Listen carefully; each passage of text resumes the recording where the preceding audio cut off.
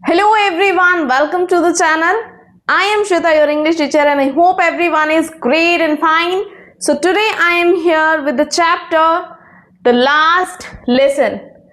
Chapter name is The Last Lesson. Actually this is the very first lesson of class 12, right? Class 12 का जो सबसे पहला chapter है उसी का नाम है द लास्ट लेसन, और यहाँ से हम शुरुआत कर रहे हैं अपने क्लास 12 के चैप्टर्स की. Poems we have done already. You can go and check out the channel. आपको पोएम्स की पूरी एक प्लेलिस्ट मिल जाएगी जिसमें 12th क्लास की all the poems are explained with all the poetic device, question answer and all the essential things. Right now today we will learn the chapter The Last Lesson. Last lesson किस चीज का आखिरी lesson है ये? The story is about Franz. Franz is the narrator of the story, और वो अपनी story हमें बताता है कि कैसे उसको डर लगता था अपनी ही मदर टंग को सीखने में. जैसे हम कई बार अपनी मदर टंग को बहुत फॉर ग्रांटेड ले लेते हैं, है ना, कि हम बोल रहे हैं ना, दैट इज इनफ. लेकिन जब उसको सीखने की बारी आती है हमें लगता है कि why to learn, we are speaking, that is fine, है ना. तो ऐसा ही हुआ फ्रेंड्स के साथ भी.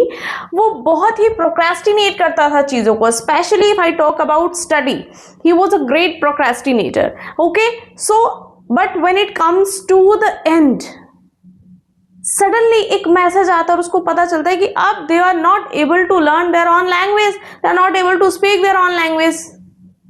क्या होता है उसके बाद पढ़ते हैं अपने चैप्टर में. तो चलिए लास्ट तक चैप्टर में बने रहिएगा. समरी पढ़ेंगे, लाइन बाय लाइन एक्सप्लेनेशन करेंगे, ऑल द क्वेश्चंस करेंगे, लॉन्ग क्वेश्चंस करेंगे, और जितनी भी क्वेरीज है वो सब सॉल्व करके जाएंगे. So stay tuned, do not skip the video and watch till the end. चलिए अपने चैप्टर को स्टार्ट करते हैं. The last lesson.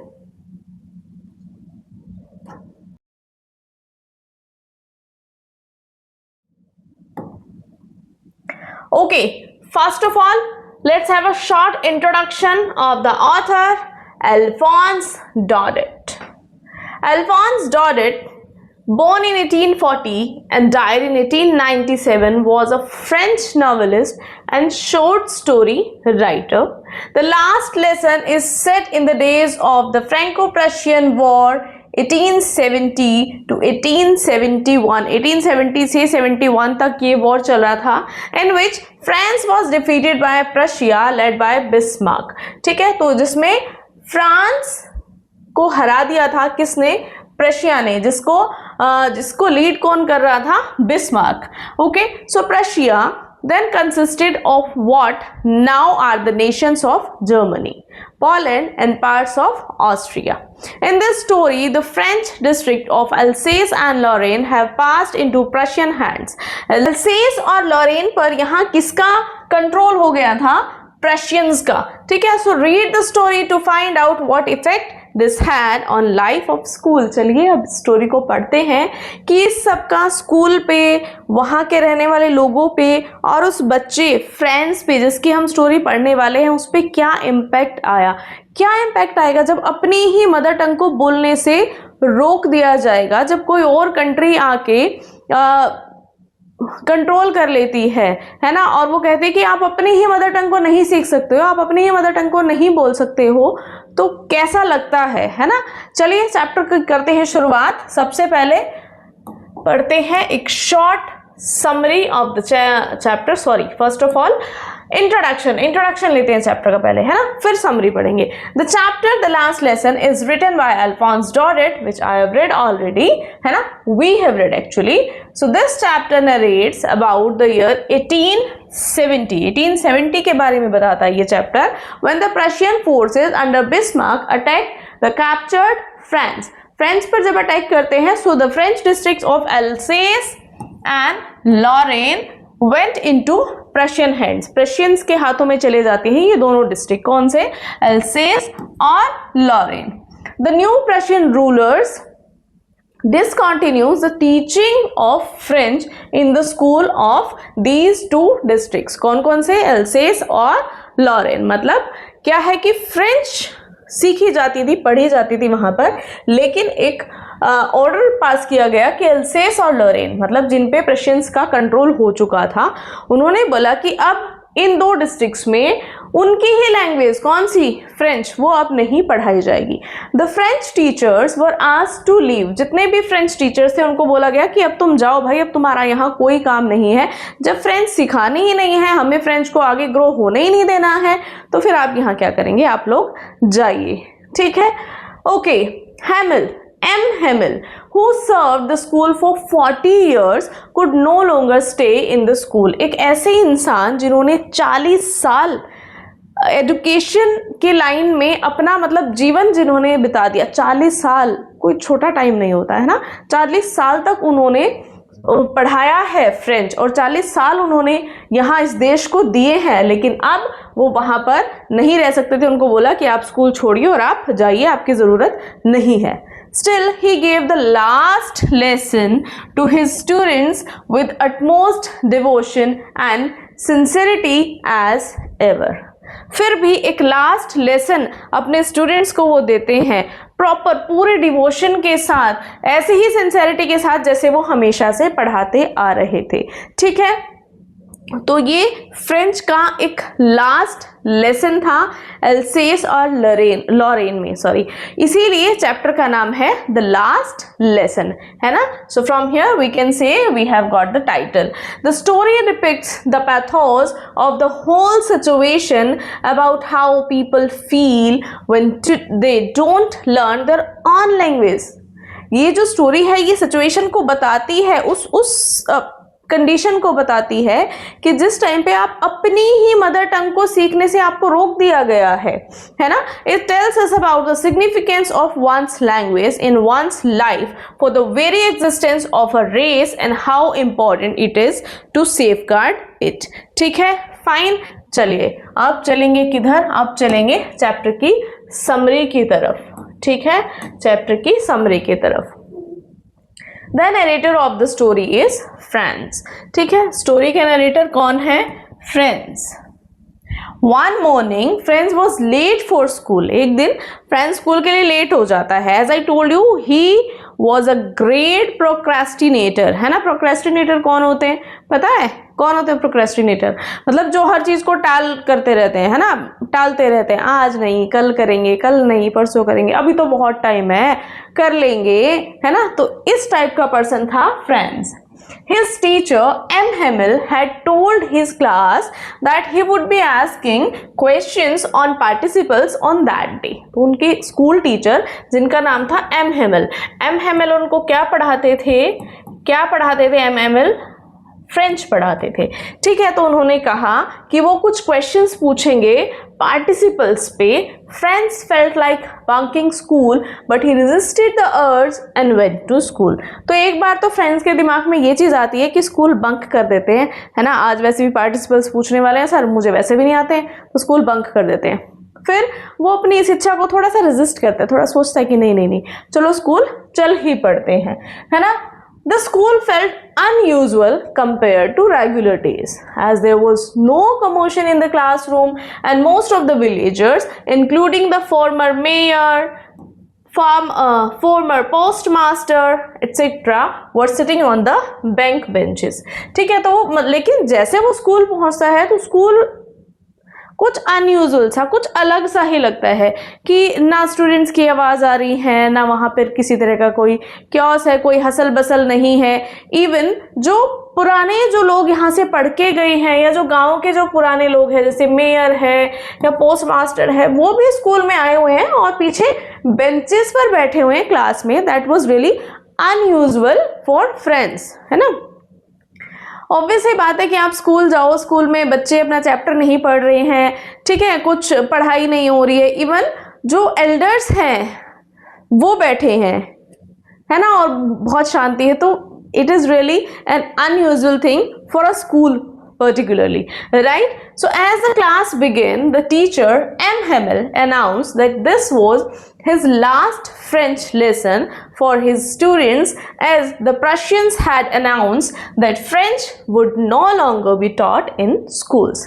Okay, तो जैसे ही क्लास शुरू होती है, जो टीचर है कौन, M. Hamel, M. Hamel बताते हैं कि ये उनका यहाँ पर आखिरी लेसन है फ्रेंच का, ठीक है। प्रशियंस ने अनाउंस कर दिया है कि अब फ्रेंच नहीं पढ़ाई जाएगी स्कूल में। सो ये क्या है, ये मेरा यहाँ पर एक लास्ट लेसन है।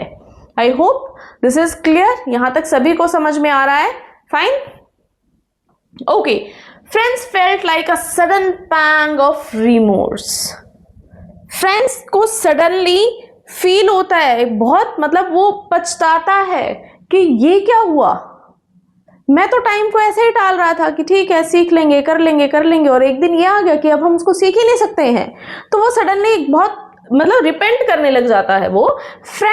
Franz felt sorry about bunking his classes and not bothering about his lessons. अब उसको दुख होता है कि कैसे उसने क्लासेस बंक की और उसने अपने चैप्टर्स प्रॉपर नहीं पढ़े हैं, उसने अपने लेसन्स जो M. Hamel ने पढ़ाए वो प्रॉपर नहीं पढ़े हैं। तो उन सबको लेकर के he was very sad now.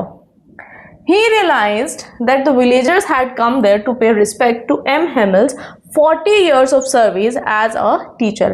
अब उसको समझ में आता है कि जितने जो एल्डर्स बैठे हैं, जो गांव के जो और लोग बैठे हैं, वो इसीलिए आए हैं because they want to pay respect to a teacher who has served for 40 years.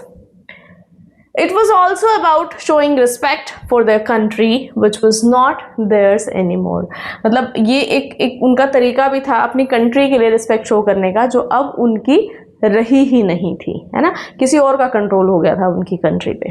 Okay, so M. Hamel blamed himself and Franz's parents for making him do chores rather than letting him focus on his studies. तो M. Hamel अब बात करते हैं तो कहते हैं मतलब खुद को भी ब्लेम कर रहे हैं और कहीं ना कहीं वो फ्रेंड्स के पेरेंट्स को भी ब्लेम कर रहे हैं कि हमने उसको अपनी स्टडी पे फोकस नहीं करने दिया। किस वे में नहीं करने दिया, जब हम चैप्टर पढ़ेंगे तो हमें पता चल जाएगा, है ना। Okay, he explained that when people are enslaved, the only key to redeeming their freedom is the common language that they share. Okay, तो वो कहते हैं कि जब लोग गुलाम हो जाते हैं, जब कंट्री किसी की स्लेव हो जाती है, तो वापस अपनी आज़ादी पाने का एक ही तरीका होता है, क्या, उनकी लैंग्वेज, जिससे वो अपने थॉट्स, अपने विचार शेयर करते हैं। लेकिन जब उसको ही प्रोहिबिटेड कर दिया जाए तो फिर कैसा होगा। As the clock struck 12, the class ended. जैसे ही 12 बजे क्लास खत्म हुई and M. Hamel said goodbye to his class by writing "Vive la France" on the blackboard since he was too emotional to speak. Class and हो जाती है जैसे ही 12 बजते हैं और उसके बाद M. Hamel अपनी क्लास को गुड बाय कहते हैं और बोर्ड पे लिखते हैं "Vive la France", मतलब लॉन्ग लिव फ्रेंड्स वो कहते हैं, ठीक है। और उसके बाद बहुत इमोशनल हो जाते हैं, वो कुछ भी बोल नहीं पाते। He leaned his head against the wall and made a gesture with his hand implying that the school was dismissed. तो वो इतना इमोशनल हो जाते हैं, वो कुछ नहीं बोल पाते, एक दीवार की तरफ झुक के, कैसे ऐसे झुक के खड़े हो जाते हैं और एक जेस्चर बनाते हैं कि जाओ क्लास ओवर हो गई है। He was not even able to speak a word. Okay? तो this was the summary of the chapter. I hope ये क्लियर होगी सभी को। अब चलते हैं अपने चैप्टर की तरफ। द लास्ट लेसन, देखिए यहाँ पर हमें कौन कौन नजर आ रहा है। ये फ्रेंड्स हैं, ये एल्डर्स बैठे हैं, विलेजर्स है ना, ये बाहर जो सोल्जर्स खड़े हैं, ओके, तो जिन्होंने कंट्रोल कर लिया है किसको, एल्सेस और लॉरेन को, और ये हैं कौन, M. Hamel, ठीक है, M. Hamel। ओके, चलिए। I started for very late that morning and was in great dread of scolding, especially because M. Hamel had said that he would question us on participles and I did not know the first word about them. अब ये कौन बता रहा है, ये बता रहा है फ्रेंड्स। फ्रेंड्स कौन है, नरेटर है ठीक है, तो वो अपने बारे में यहाँ पर बता रहा है and also he is the protagonist of the chapter. Okay, ठीक है, चलिए।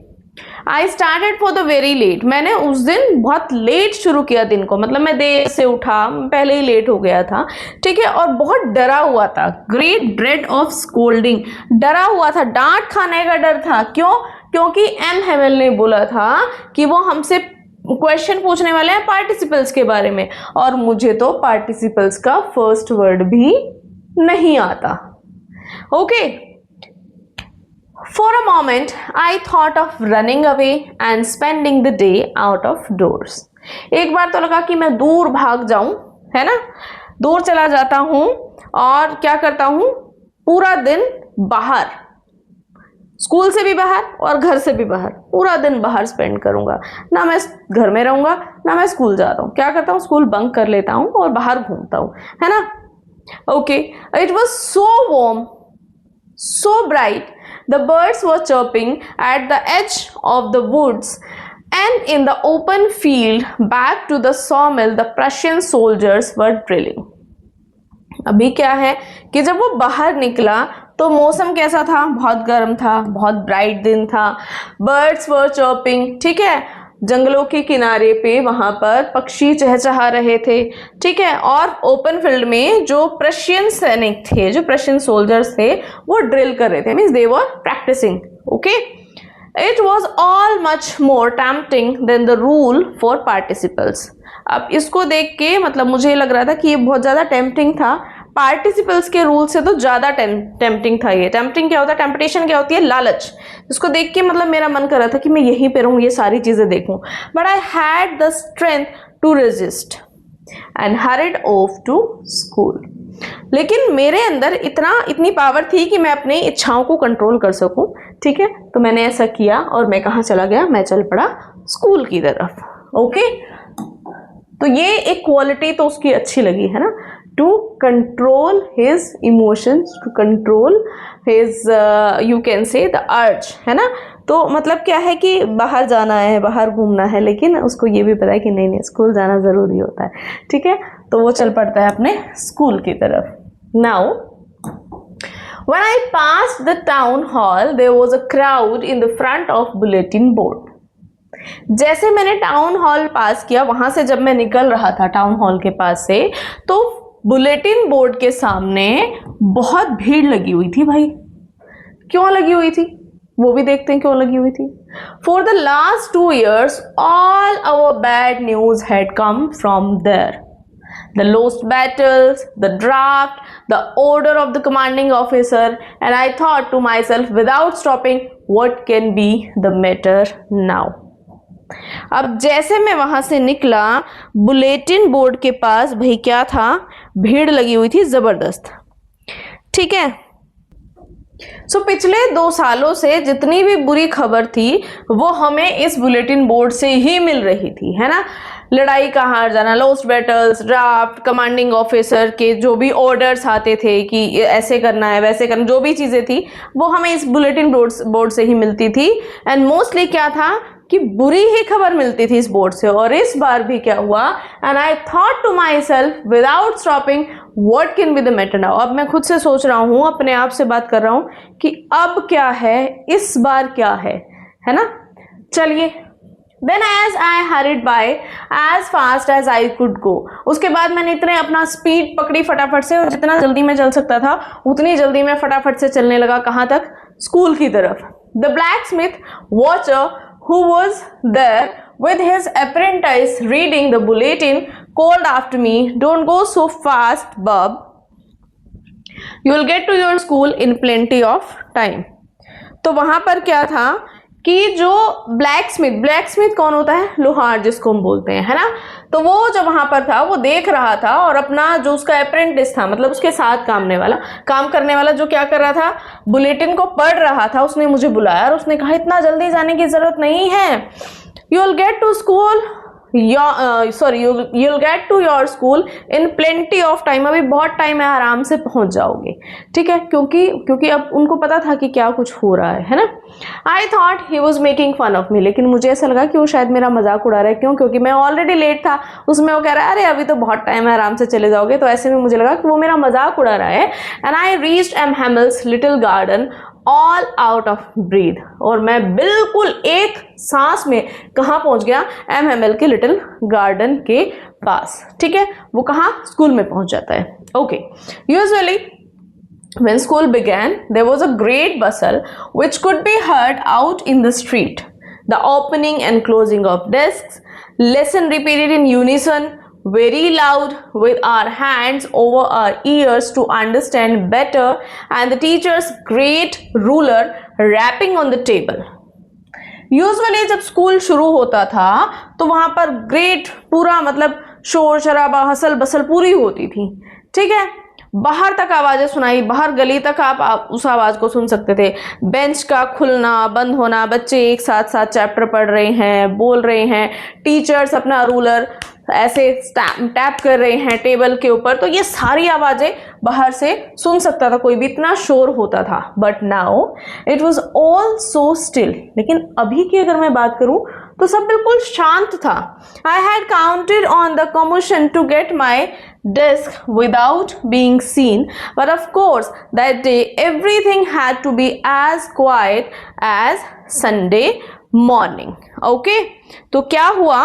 मुझे लगा था कि जैसे शोर हो रहा होगा, जिस तरह से उसने बताया है कि नॉर्मली क्या होता है, शोर हो रहा होता है ना, पूरा हसल बसल होता है, तो उसका फायदा उठाऊंगा मैं और अपनी डेस्क तक बिना किसी की नजरों में आए मैं पहुंच जाऊंगा. लेकिन आज तो सब कुछ शांत था, इतना शांत था जैसे कि संडे का दिन हो. जैसे संडे को स्कूल में क्या होता है, बच्चों की छुट्टी होती है, टीचर्स का ऑफ होता है, तो स्कूल में कोई होता नहीं है, शांति होती है. तो ऐसा लग रहा था कि जैसे आज क्या हो, संडे हो. Through the window, I saw my classmates already in their places, and M. Hamill walking up and down with his terrible iron ruler under his arm. खिड़की से मैंने देखा तो मेरे जितने भी क्लासमेट्स थे ऑलरेडी अपनी अपनी जगह पर बैठे हुए थे, और एम हेमिल इधर से उधर घूम रहे थे, रूलर को अपनी आर्म में दबा करके. I had to open the door and go in before everybody. You can imagine how blushed and how frightened I was. सबके सामने मुझे वहाँ पर बेंच खोल के जाना पड़ा, बैठना पड़ा. आप सोच सकते हैं कि मुझे कितनी शर्म भी आ रही होगी और कितना डर भी लग रहा होगा. ऑब्वियसली क्लास चल रही है, सब कुछ बिल्कुल शांत है, टीचर घूम रहा है, बच्चे बैठे हैं, और ऐसे में बीच में जाना हो, सो रियली है ना, आप समझ सकते हैं, बीइंग अ स्टूडेंट आपको समझना चाहिए. But nothing happened. लेकिन कुछ भी नहीं हुआ. M. Hamill saw me and said very kindly, "Go to your place quickly, little friends. We were beginning without you." लेकिन कुछ भी नहीं हुआ. एम हेमिल ने मुझे देखा और बड़े प्यार से बोला कि चलो अपनी सीट पे चले जाओ फ्रेंड्स, हम तो तुम्हारे बिना ही शुरू करने वाले थे. Means the lesson is about to begin. Okay. I jumped over the bench and sat down at my desk. मैं फटाफट से उधर पहुंचा और अपने डेस्क पर बैठ गया. Not till then, when I had got a little over my fright, did I see that our teacher had on his beautiful green coat, his frilled shirt, and the little black silk cap, all embroidered, that he never wore except on inspection and prize days. तो जैसे मैं वहां पहुंचा, अभी मेरा डर पूरी तरह से खत्म भी नहीं हुआ था, मैंने सडनली क्या देखा कि जो हमारे टीचर हैं, कौन है टीचर? एम हेमिल. उन्होंने ग्रीन कलर का कोट पहना हुआ था, उनकी फ्रिल्ड शर्ट में मतलब फ्रिल्स थी है ना, वो पहनी हुई थी, और एक ब्लैक सिल्क की कैप लगाई हुई थी जो प्रॉपर एम्ब्रॉयडर्ड थी, जिसपे कढ़ाई हो रखी थी, जो वो कब पहनते हैं? सिर्फ और सिर्फ इंस्पेक्शन वाले दिन पहनते हैं, या फिर कुछ स्पेशल होता है, कोई प्राइज डे होता है, कोई फंक्शन होता है, तभी पहनते हैं. तो ये जो उनका जो ड्रेसिंग था आज, वो अलग था.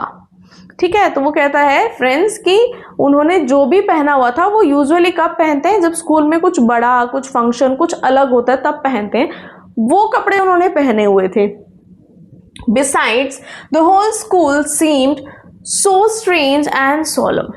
इसके अलावा पूरा स्कूल कैसा लग रहा था, बिल्कुल ऐसा लग रहा था कि बिल्कुल शांत और बिल्कुल अजीब सा लग रहा था स्कूल मुझे, है ना।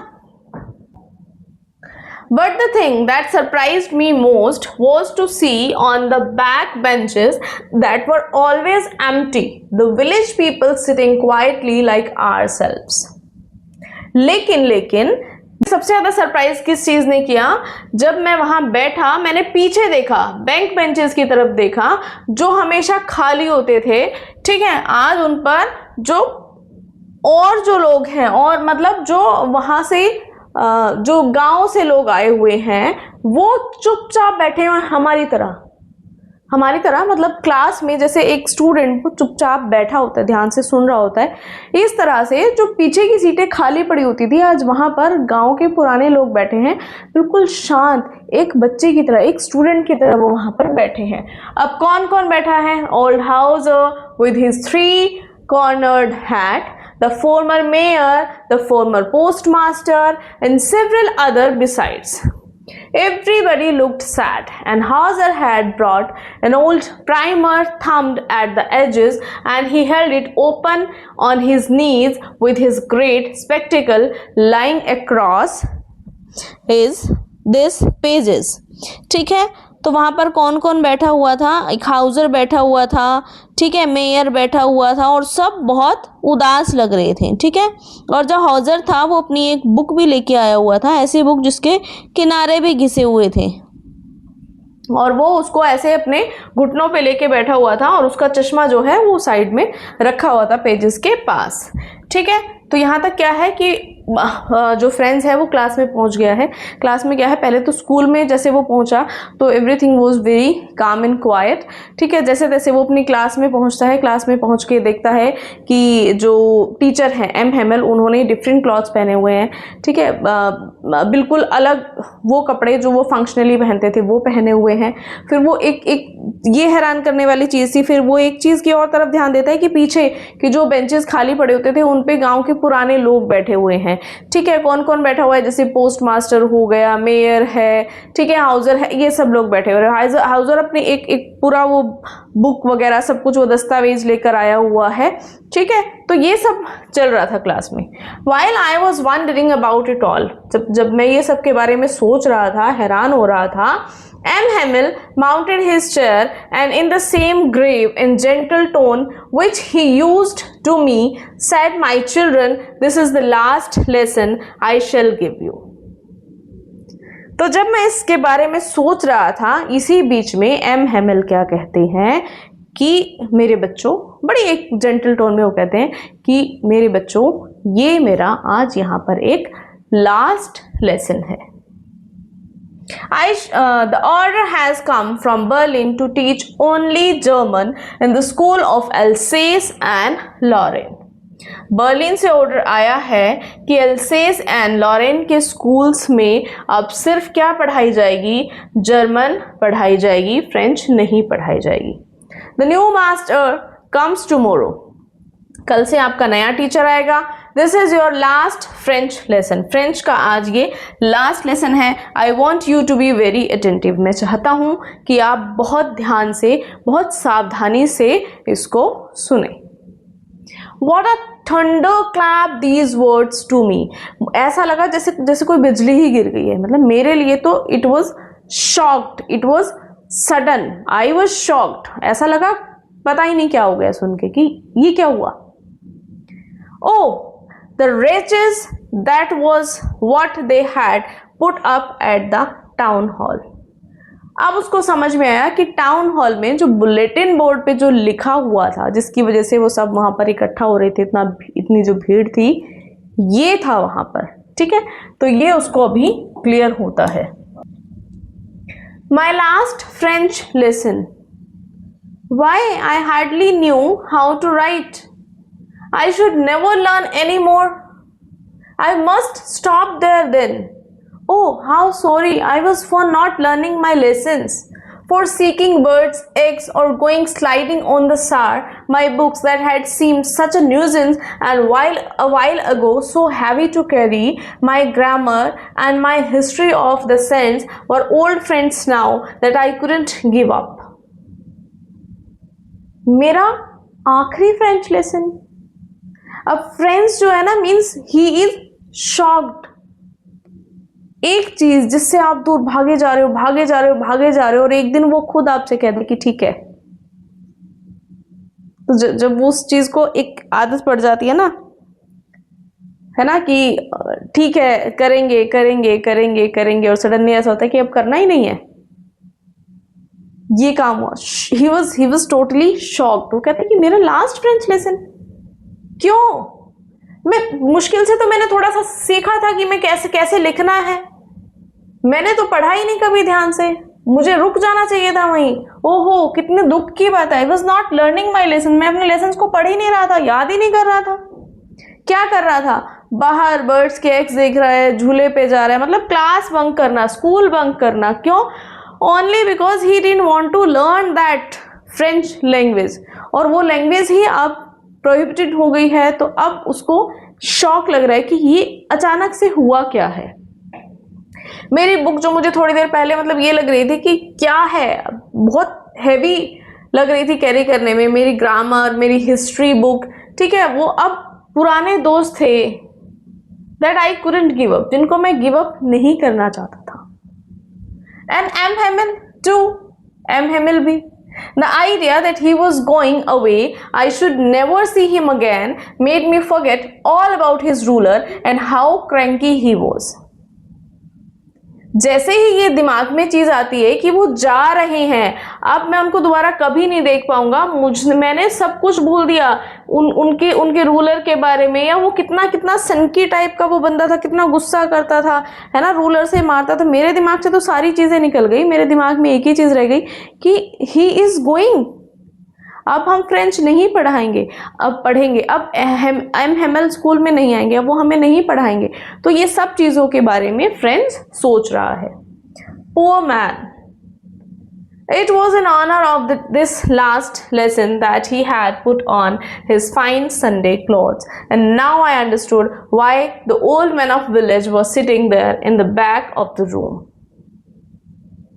तो पुअर मैन कौन? एम हेमिल. वो कहते हैं कि ठीक है, अब मुझे समझ में आया क्यों उन्होंने ये जो फाइन संडे क्लॉथ्स कौन से होते हैं जो हम फंक्शनली, जो हम ओकेजनली पहनते हैं, ठीक है, ये पहने हुए हैं. और ये भी समझ में आ गया था कि क्यों ये जो गांव के जो ओल्ड पर्सन हैं वो सब आज क्यों क्लास में आए थे. It was because they were sorry too. क्यों? क्योंकि वो भी दुखी थे, वो भी आज सोच रहे थे कि क्या हुआ, that they had not gone to school more. वो भी सोच रहे थे कि क्यों नहीं गए हम स्कूल, और दिनों के लिए हमें जाना चाहिए था. It was their way of thanking our master for his 40 years of faithful service. ये उनका तरीका था एक ऐसे टीचर को थैंक यू कहने का जिसने 40 साल दिए हैं. And of showing their respect for the country that was theirs no more. और अपनी कंट्री के लिए दे वर शोइंग रिस्पेक्ट, जो कंट्री अब उनकी रही ही नहीं. While I was thinking of all this, I heard my name called. जब मैं इन सब के बारे में सोच रहा था तो सडनली मैंने सुना कि मुझे बुलाया गया. किसी ने मुझे बुलाया. किसने बुलाया? It was my turn to recite. अब मेरी बारी थी. एम हेमिल ने उसको जैसे एज प्रोमिस्ड कि एज ही अनाउंस्ड कि वो क्या सुनेंगे, पार्टिसिपल्स सुनेंगे. तो लास्ट लेसन था, अपना काम तो करना था, तो उन्होंने जैसे फ्रेंड्स को बुलाया. what would I not have given to be able to say what dreadful rule for the participle all through very loud and clear and without one mistake.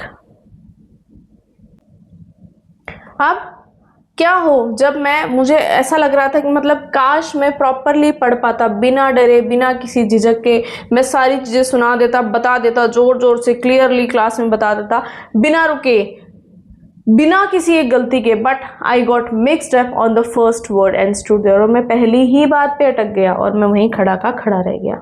Holding on my desk, my heart beating and not daring to look up. Bench को पकड़ के मैं वहीं खड़ा हूँ, मेरा दिल जोर जोर से धड़क रहा है और मेरी हिम्मत नहीं है कि मैं नजर उठा के ऊपर देख सकूं। I heard M. Hamill say to me, I won't scold you, little friends. अब M. Hamill ने मुझे कहा कि मैं तुम्हें डांटूंगा नहीं, You must feel bad enough. तुम्हें खुद ही बुरा लगना चाहिए, तुम्हें खुद ही बुरा लग रहा है ना। See how it is. Every day we have said to ourselves, "Bah, I have plenty of time. I'll learn it tomorrow." And now you see where we have come out. अब तुम खुद ही देखो कैसा है, हर रोज हम एक दूसरे से, अपने आप से यही कहते हैं कि ठीक है अभी तो बहुत टाइम पड़ा है, कल कर लेंगे, और कल कल करते करते देखो आज हम कहाँ आ गए हैं।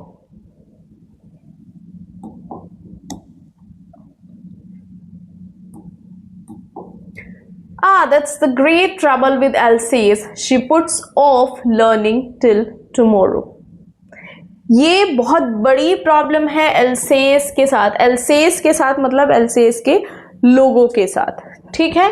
She puts of learning till tomorrow, वो हमेशा क्या है कि कल कल पे टालते रहते कि आज का काम कल करेंगे। Now those fellows out there will have the right to say to you, how is it you pretend to be Frenchmen and yet you can neither speak nor write your own language. अब देखो अब क्या है, मतलब तुम दिखाते हो क्या कि तुम फ्रेंचमैन हो, तुम फ्रांस के लोग हो, तुम अब लेकिन प्रॉब्लम क्या है, तुम्हें लिखना नहीं आता, तुम्हें बोलना नहीं आता अपनी लैंग्वेज को। But you are not the worst, poor little friends. We have all a great deal to reproach ourselves with. मतलब सिर्फ तुम नहीं, ये हम सबके साथ ही है, हम सबको इसके साथ डील करना पड़ेगा। Your parents were not anxious enough to have you learn. तुम्हारे पेरेंट्स को कभी ये था ही नहीं कि तुम अच्छे से पढ़ लो। They preferred to put you to work on a farm or at mills so that to have a little more money. वो क्या करते, तुम्हें काम पे भेज देते, फार्म पे भेज देते थे कि चलो थोड़ा बहुत पैसा ले आओ, थोड़ी बहुत अर्निंग हो जाएगी, है ना। तो पढ़ाई को प्रेफरेंस नहीं दी। प्रेफरेंस किसको दी कि ठीक है कभी स्कूल चला गया, कभी बीच बीच में किसी काम के लिए भेज दिया कि थोड़ी बहुत अर्निंग हो जाएगी। I have been to blame also, मैं भी कहीं ना कहीं शामिल हूँ। Have I not often sent you to water my flowers instead of learning your lesson? And when I wanted to go fishing, did I not just give you a holiday? मतलब उनको खुद को भी लग रहा है कि मैं भी इसमें शामिल हूँ, मेरी भी गलती है। कई बार ऐसा नहीं होता था कि मैं तुम्हें भेज देता था गार्डन में कि जाओ मेरे पौधों को पानी दे के आओ, या जब मेरा फिशिंग का मन होता था मैं छुट्टी कर देता था तुम्हारी कि ठीक है आज मैं वहाँ जा रहा हूँ। तो इसके लिए ये जो आज दिन आया है, ये जो प्रॉब्लम है कि हम प्रॉपरली ना अपनी लैंग्वेज को बोल पा रहे हैं ना लिख पा रहे हैं, उस सब के लिए हम सब जिम्मेदार हैं। सिर्फ फ्रेंड्स की बात नहीं हो रही यहाँ पर, खुद को भी एम हैमिल इंक्लूड कर रहे हैं। Then from one thing to another, M. Hamill went on to talk of the French language, saying that it was the most beautiful language in the world, the clearest, the most logical, that we must guard it among us and never forget it. Because when people are enslaved, as long as they hold fast to their language, as it is as if they had the key to their prison. एक के बाद एक M हैमिल बोलते चले जा रहे हैं language के बारे में। वो कह रहे हैं कि ये सबसे वर्ल्ड की सबसे ब्यूटीफुल लैंग्वेज है, कौन सी? फ्रेंच, ठीक है। वो कहते हैं कि सबसे ज़्यादा क्लियर, सबसे ज़्यादा लॉजिकल लैंग्वेज है ये, जिसको हमें हमेशा बचा के रखना चाहिए। और वो कहते हैं कि जब भी कोई कंट्री, जब भी कुछ लोग एंस्लेव्ड होते हैं, कोई कंट्री एंस्लेव्ड होती है, तो वो जब तक अपनी लैंग्वेज को बचा के रखते हैं तब तक ही वो सेफ होते हैं। उनका मानना है कि लैंग्वेज ही उनके प्रिजन की है। लैंग्वेज के थ्रू ही शायद वो अपनी फ्रीडम को वापस ले सकते हैं। Then he opened a grammar and read us our lesson. तब वो अपना एक ग्रामर का चैप्टर हमें पढ़ के सुनाते हैं। I was amazed to see how well I understood it. मैं हैरान था देखकर कि मैं कितनी आसानी से समझ पा रहा था आज चीजें। All he said seemed so easy, I think too, that I had never listened so carefully and that he had never explained everything with so much patience. मुझे सब कुछ इतना आसान, बहुत ही आसान लग रहा था। या तो क्या था कि मैंने आज तक ध्यान से सुना ही नहीं था कि क्लास में क्या पढ़ा रहे हैं, मैंने ध्यान से सुना ही नहीं था, और हो सकता है कि उन्होंने भी शायद इतने पेशेंस के साथ हमें नहीं पढ़ाया था। It seemed almost as if the poor man wanted to give us all he knew before going away and to put it all into our heads at one stroke. ऐसा लग रहा था जैसे एम हेमिल जाने से पहले जितना भी उनको आता है वो सब कुछ हमें सिखा देना चाहते हैं, वो सब कुछ हमारे दिमाग में एक ही झटके में डाल देना चाहते हैं। After the grammar, we had a lesson in writing. Grammar के बाद राइटिंग का लेसन की बारी आई। That day, M Hamel had new copies for us. उस दिन एम हेमिल के पास हमारे लिए नई कॉपीज थी। Written in a beautiful round hand, France Alsace, France Alsace. और उसमें क्या लिखा हुआ था? France Alsace, France Alsace लिखा हुआ था। They looked like little flags floating everywhere in the school room, hung from the road at the top of our desk. ऐसा लग रहा था जैसे छोटे छोटे फ्लैग्स जो हैं वो लहरा रहे हैं स्कूल रूम में हर तरफ, कहाँ से? जो टॉप से हमारे डेस्क के ऊपर जैसे वो लगे हुए हैं। You ought to have seen how everyone set to work and how quiet it was. मतलब देखना चाहिए कि वो सब कितने शांत थे, कितने शांत, और सब कैसे अपने काम पे लगे हुए थे। The only sound was the scratching of the pens over the paper. Class में सिर्फ एक ही साउंड था, जो पेन जो पेपर पे चल रहा था उसकी जो आवाज थी, that was the only sound in the class. Once some beetles flew in, but nobody paid any attention to them. मतलब उधर से कुछ बीटल्स भी उड़े हैं लेकिन किसी का ध्यान ही नहीं गया उनकी तरफ। Not even the littlest ones, छोटे छोटों का भी ध्यान नहीं गया है। Who worked right on tracing their fish hooks as if that was French too. वो भी अपना जो फिश हुक्स हैं उनकी तरफ लगे हुए थे। वो मतलब ऐसा, वो भी ऐसे प्रिटेंड कर रहे थे जैसे वो भी क्या कर रहे हैं, फ्रेंच ही पढ़ रहे हैं। On the roof, the pigeons cooed very low, and I thought to myself, will they make them sing in German, even the pigeons? ऊपर से एक आवाज़ आती है वहाँ पर, pigeons बड़े आराम से जैसे उनकी आवाज़ आई, तो मैंने अपने आप से सोचा, मैंने खुद से सोचा कि क्या ये लोग pigeons को भी फोर्स करेंगे कि वो भी जर्मन में कू करें? Is it possible? Whenever I looked up from my writing, I saw M. Hamill sitting motionless in his chair and gazing first at one thing, then at another, as if he wanted to fix in his mind just how everything looked in that little school room. जब भी मैं ऊपर देखता, मैं जैसे देख रहा था, राइटिंग लिखते लिखते जैसे ही मेरी नज़र ऊपर जा रही थी तो मैं एम हेमिल को देख रहा था जो बिल्कुल मोशनलेस होकर के अपनी चेयर पर बैठ रहे हैं, एक के बाद दूसरी, दूसरी के बाद तीसरी चीज़ को कंटिन्यू देख रहे हैं। ऐसा लगता था कि जैसे जाने से पहले वो सारी चीज़ों को अपनी आंखों में, अपने दिमाग में फिक्स कर लेना चाहते हैं। जितनी भी चीज़ें यहाँ इस रूम में हैं वो उन सब चीज़ों को अपनी आंखों में, अपने दिमाग में फिक्स कर लेना चाहते हैं। Fancy, for 40 years he had been there in the same place with his garden outside the window and his class in front of him just like that. 40 साल वो यहाँ रहे, उनका क्लास के बाहर उनका गार्डन है, अंदर बच्चे हैं, वो सारी चीज़ें उन्होंने जी हैं। 40 years, बहुत लंबा समय होता है 40 years. Only the desks and benches had been worn smooth, the walnut trees in the garden were taller, and the hop vine that he had planted himself twined about the windows to the roof. सिर्फ क्या बदला है कि जो desk हैं वो पहले से स्मूथ हो गए, मतलब जैसे पुराने होते जा रहे हैं, थोड़ा सा घिस गए हैं, ठीक है। वॉलनट ट्री बड़ा हो गया है, हॉप वाइन जो उन्होंने खुद से प्लांट की थी वो मतलब खिड़की से डबल इतनी बड़ी हो गई है, ऊपर जा रही है छत की तरफ। How it must have broken his heart to leave it all, poor man, to hear his sister moving about in the room above, packing their trunks, for they must leave the country next day. कैसे उनका दिल टूटा होगा ना ये सब देख के, मतलब वो ये सब देख के जा रहे हैं ऊपर छत पे, ऊपर वाले रूम में उनकी सिस्टर जो है वो सब पैकिंग कर रही है। क्यों? क्योंकि अगले ही दिन उनको ये कंट्री छोड़ के जाना है। But he had the courage to hear every lesson to the very last. लेकिन उनमें हिम्मत थी कि वो हाँ लास्ट तक अपने लास्ट लेसन को हर एक इंसान से सुनने की हिम्मत वो रखते थे। After the writing we had a lesson in the history and then the baby standard their ba be B बो बू। उसके बाद हमारा हिस्ट्री का लेसन था और उसके बाद बेबीज अपनी लैंग्वेज में बोल रहे थे। ठीक है, clear? Down there at the back of the room, old Hauser had put on his spectacles and holding his primer in both hands spelled the letters with them. नीचे रूम में वहाँ पर हाउजर जो है उसने अपना चश्मा पहना और अपने प्राइमर को हाथ में लेके, दोनों हाथों में लेकर के वो क्या कर रहा था? लेटर्स को स्पेल कर रहा था। You could see that he too was crying. आप देख सकते थे वो खुद भी रो रहा था।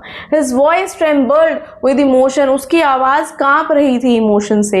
And it was so funny to hear him that we all wanted to laugh and cry. मतलब इतना अजीब लग रहा था उसको देख करके कि हम साथ में हंसना भी चाहते थे और रोना भी चाहते थे। How well I remember it, that last lesson.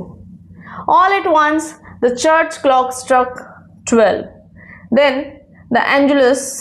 At the same moment, the trumpets of the Prussians returning from drill sounded under our windows. M. Hamel stood up, very pale in his chair. I never saw him look so tall. ठीक है, तो हम सब वहीं पर थे, सब continue हो रहा था। इतनी देर में चर्च ने 12 बजा दिए। मतलब एक वो होता है ना, चर्च पे बड़ी सी घड़ी लगी होती है, उसको फॉलो करते हैं सब, है ना। तो जैसे ही 12 बजे क्या हुआ? चैप्टर ख़त्म, लेसन ख़त्म हुआ, बाहर से प्रेशंस की ड्रिल ख़त्म हो गई। एम हेमल के जाने का समय हो गया। एम हेमल अपनी सीट से खड़े हुए, बहुत ही कमज़ोर लग रहे थे बिल्कुल, है ना। और मैंने कभी उनको इतना लंबा सा, इतना टॉल सा नहीं देखा है। मतलब जब इंसान कमज़ोर हो जाता है, एक झटका सा जैसे आ जाता है, तो वो ऐसा लगता है कि जैसे बहुत बहुत लंबे से नज़र आ रहे हैं। उनकी जो फेस का जो ग्लो था वो ख़त्म हो गया था आज। My friends sad he I but something choked him. He couldn't go on. अब वो बोलना शुरू करते हैं, दोस्तों मैं, लेकिन ऐसा लगा जैसे उनके गले में कुछ अटक गया, कुछ फंस गया है। कुछ ऐसा हुआ कि वो आगे बोल ही नहीं पाए। Then he turned to the blackboard. और जैसे ऐसे बोलना चाह रहे थे, नहीं बोल पाए, तो टर्न करते हैं ब्लैक बोर्ड की तरफ। Took a piece of chalk and bearing on with all his might, he wrote as large as he could, Vive la France. कुछ नहीं बोल पाए, बोल रहे थे, बोलते बोलते अटक जाते, नहीं बोल पाते हैं, इमोशनल हो जाते हैं। फिर टर्न करते हैं बोर्ड की तरफ, एक पीस ऑफ चौक उठाते हैं और बोर्ड पे जितना बड़ा हो सकता है उतना बड़ा लिखते हैं, long live France. Then he stopped and leaned his head against the wall. इतना लिख के रुक जाते हैं, अपने सर को दीवार की तरफ झुका लेते हैं। And without a word, he made a gesture to us. He made a gesture to us with his hand. School is dismissed. You may go. वो कुछ बोल ही नहीं पाए। इतना सब कुछ लिखने के बाद साइड में दीवार पे ऐसे लीन होके और फिर एक हमारी तरफ एक जेस्चर करते हैं कि ठीक है जाओ, lesson is over, school is over. So this was the story of Franz M. Hamel and the last lesson. कैसे लगी आपको एक्सप्लेनेशन? कमेंट करके ज़रूर बताना। अभी कहाँ? अभी तो हमारे क्वेश्चन आंसर्स रहते हैं। कहाँ जा रहे हो? रुको, क्वेश्चन आंसर्स करेंगे, ठीक है। आई होप चैप्टर समझ में आ गया। किसी को कोई डाउट है so please let me know through the comment section. Okay, I will try my best to clear all of your doubts. चलिए, the very first question, what was Franz expected to be prepared with for school that day? Franz को अगले दिन school के लिए क्या prepare करना था? Participles, है ना। So Franz was expected to be prepared with participles that day because his French teacher, कौन थे फ्रेंच टीचर? सॉरी कौन थे फ्रेंच टीचर? एम हेमिल, जिन्होंने क्या कहा था कि वो क्या करेंगे, क्वेश्चंस देंगे पार्टिसिपल्स के ऊपर जिनका आंसर करना है क्लास में. He had announced that he would question in the class on the rules for using them. Friends did not know anything about participles. Clear? Next question, what did friends notice that was unusual about the school that day? उस दिन school में अजीब क्या था? There were lot many things, है ना. First of all, the bulletin board, it was a great crowd over there. Then he went towards his class. They were keep and quiet everywhere, है ना. No hustle bustle, no like sound of opening and closing of bench, no tapping sound of ruler, है ना. तो बिल्कुल शांति थी. Friends noticed that the school was as quiet as a Sunday morning. Usually when school began there was a great bustle which could be heard out in the street, but it was all very still that day. There was no opening and closing of desk. His classmates were already in their places. The teacher's great ruler, instead of rapping on his table, was under M. Hamill's arm.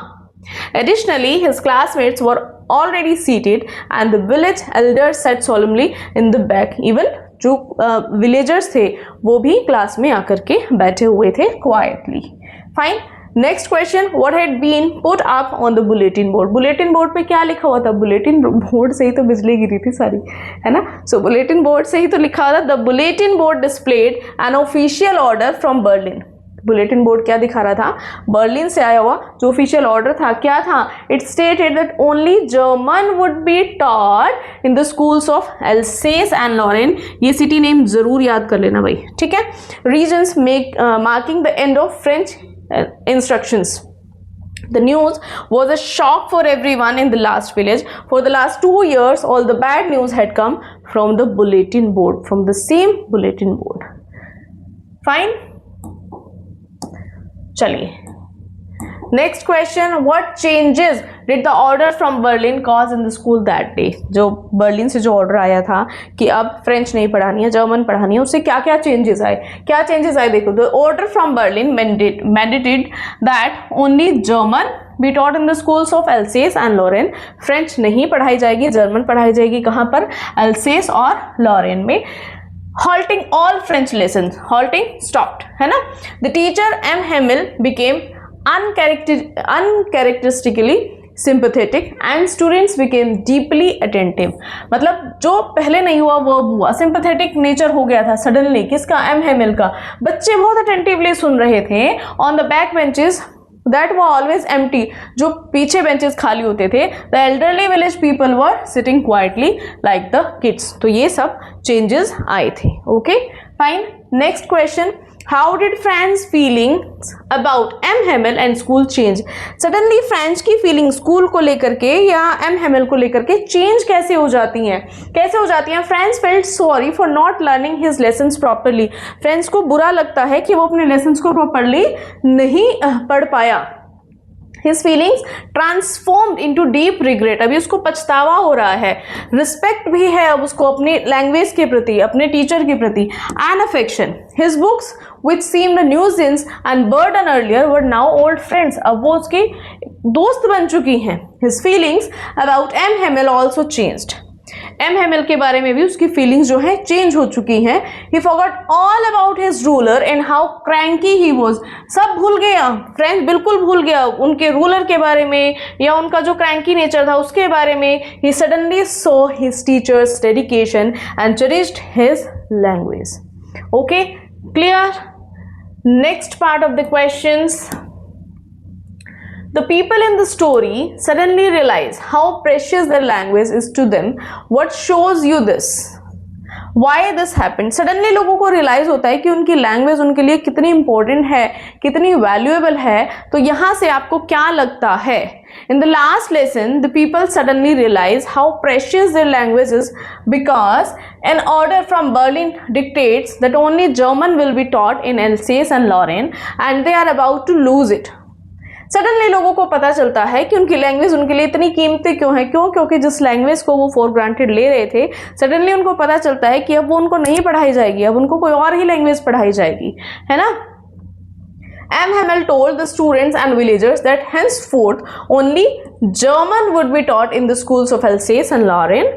Those who called themselves Frenchmen would neither be able to speak nor write it. जो अपने आप को Frenchmen बोलते हैं, ना ही वो French बोल पाएंगे, ना ही वो French लिख पाएंगे. He praised French as the most beautiful, the clearest and the most logical language in the world. अपनी language की वो बहुत तारीफ करते हैं कि सबसे अच्छी language है ये, है ना. M. Hamel tells them that the native language is a unifying bond that key to their prison, representing their ultimate defense of freedom and culture heritage. Then the people realized how precious the language was to them. This shows people's love for their own culture, traditions and country. I hope this is clear. Next question की तरफ चलते हैं. थोड़ा सा फासले के चलेंगे, है ना. चलो चलिए next question. And I think इसके बाद सिर्फ लॉन्ग क्वेश्चन रह जाते हैं हमारे दो, है ना. Franz thinks will they make them sing in German even the pigeons. What could this mean? मतलब फ्रेंड्स कहता है कि क्या वो मतलब जो पीजन्स हैं क्या उनको भी फोर्स किया जाएगा कि आप भी जर्मन में बात करो. ये थॉट जो है फ्रेंड्स का, ये क्या दिखाता है आपको? This comment of French shows a Frenchman's typical reaction to the imposition of learning German, the language of the conquerors. मतलब जो लैंग्वेज इम्पोज कर दी गई है सडनली, वो जो एक फोर्स जो है सडनली उनको जो फोर्स किया जा रहा है, इसके बारे में वो रिएक्शन आया है फ्रेंड्स के माइंड में. It means that the imposition of new German rule is so extreme and unnatural that it attempts to control even the free natural world. मतलब इतना unnatural, इतना weird circular है ये, इतना weird order है कि मतलब क्या सबको कंट्रोल करेगा ये, even नेचर को भी कंट्रोल कर लेगा. By wondering if the words will be forced to go in German, Franz is expressing his sorrow and shock at losing his native French culture.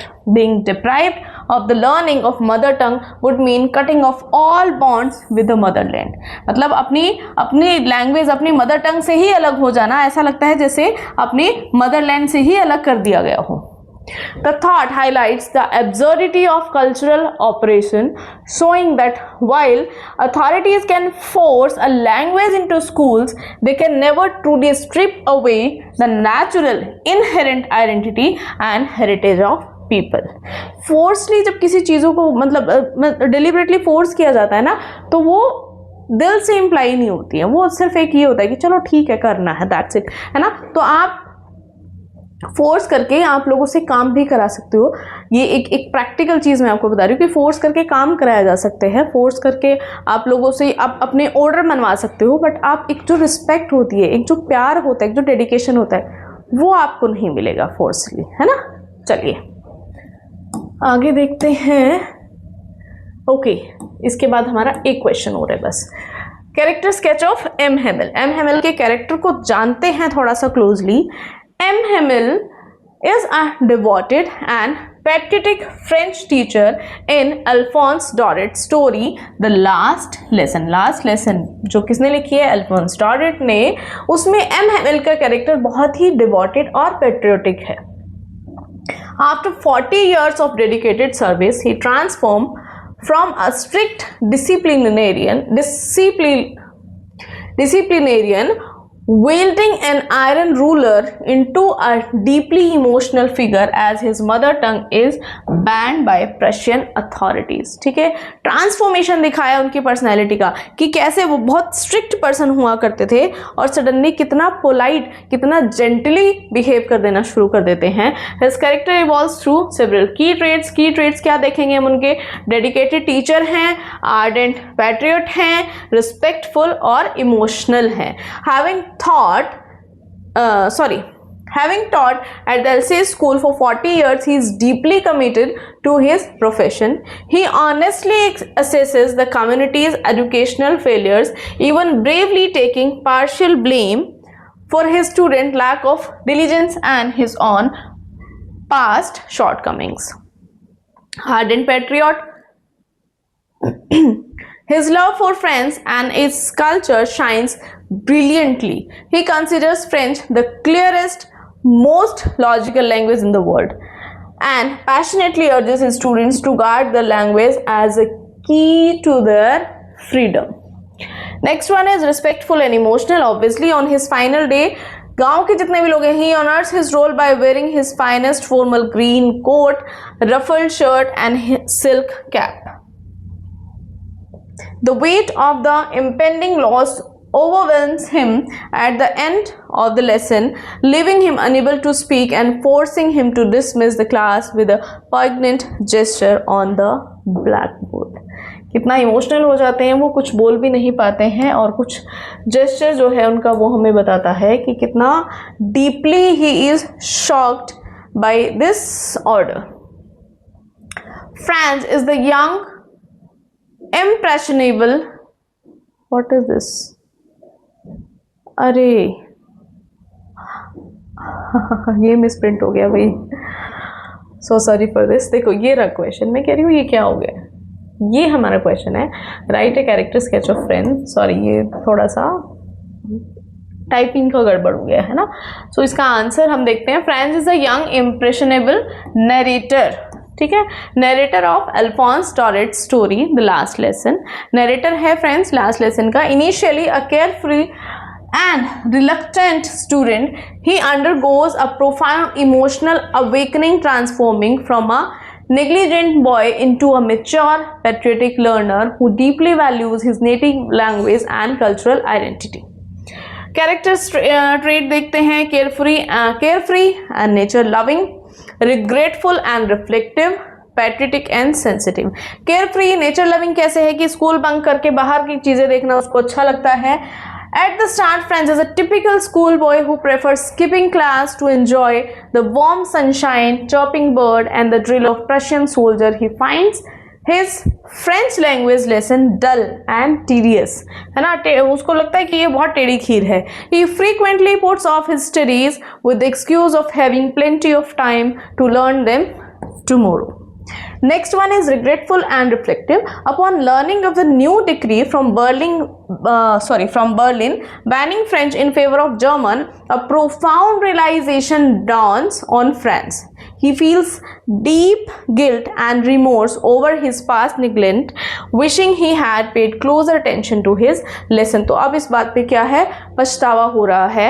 Patriotic and sensitive, the tragedy of losing his mother tongue fosters a deep love for his country and culture. He develops a newfound immense respect for M. Hamel and is deeply moved by the quiet dignity of his final class. So this way we have done all the question answers, all the important question answers, है ना, and with summary and along with complete explanation of the chapter. I hope आपको पसंद आया हो. अगर अच्छा लगा हो तो वीडियो को लाइक जरूर कर देना. जो पार्ट समझ में नहीं आया तो कमेंट कर देना, और जो अच्छा लगा हो उसके लिए भी कमेंट कर देना, क्योंकि उससे थोड़ा सा एक मोटिवेशन मिलता है कि हाँ बच्चों को अच्छा लग रहा है, अब और अच्छे से पढ़ाना है ना. एक जैसे फ्यूल डलता है ना, आपके कमेंट्स वही काम करते हैं. ठीक है, okay, thank you so much. So WhatsApp channel मैंने पहले भी कहा है, व्हाट्सएप चैनल आप ज्वाइन कर सकते हैं, बिकॉज उसमें जितने भी इम्पोर्टेंट आपके जो सर्कुलर्स आते हैं, जितने भी इम्पोर्टेंट चीज़ें हैं सीबीएसई से रिलेटेड या एनसीईआरटी से रिलेटेड, ठीक है, या आपके एग्जाम से रिलेटेड जितना भी होगा, जो कुछ भी होगा, I will keep updating you. Next जो न्यू वीडियोज़ हैं, अपकमिंग जो वीडियोज़ हैं, उसके लिए भी मैं वहाँ पर आपको थोड़ा सा बताती रहूँगी. Secondly Instagram, if you want to join you can. ठीक है, so thank you for watching. Like, share and subscribe. Stay happy, stay blessed.